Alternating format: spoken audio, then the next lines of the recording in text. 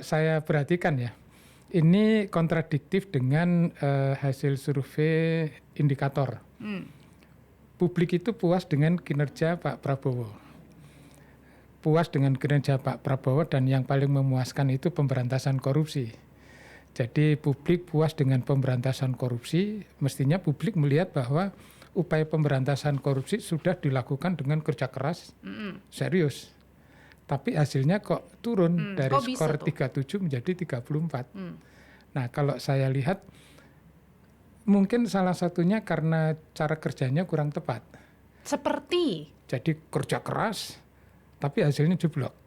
Nah, mungkin kalau saya lihat salah satunya terlalu gini, senang menjadi entertainer. Jadi tahun lalu saya menyatakan gini, aparat penegak hukum itu harusnya menjadi law enforcement agencies.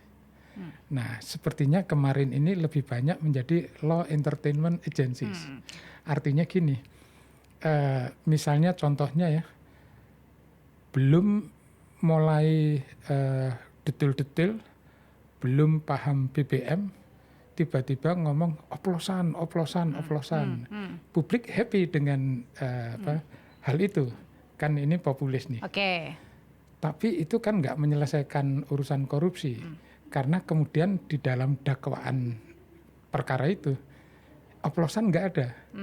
Jadi kan populer, tapi tidak to the point berantas korupsi. Oke, ini berarti berdasarkan juga saya ingat pernyataannya Pak Ahok waktu di sidang, di situ Pak Ahok menyatakan bahwa pernah bersaksi bahwa soal blending atau BBM oplosan itu nggak ada nih produk BBM yang dioplos di kilang Pertamina. Proses blending adalah memang ada, tapi untuk menyesuaikan kebutuhan tingkat RON BBM itu, jadi maksudnya gimana tuh Pak Amin? Jadi begini, setahu saya ya, saya 4 tahun jadi kepala SKK Migas, jadi cukup tahu soal migas, walaupun bukan hilir.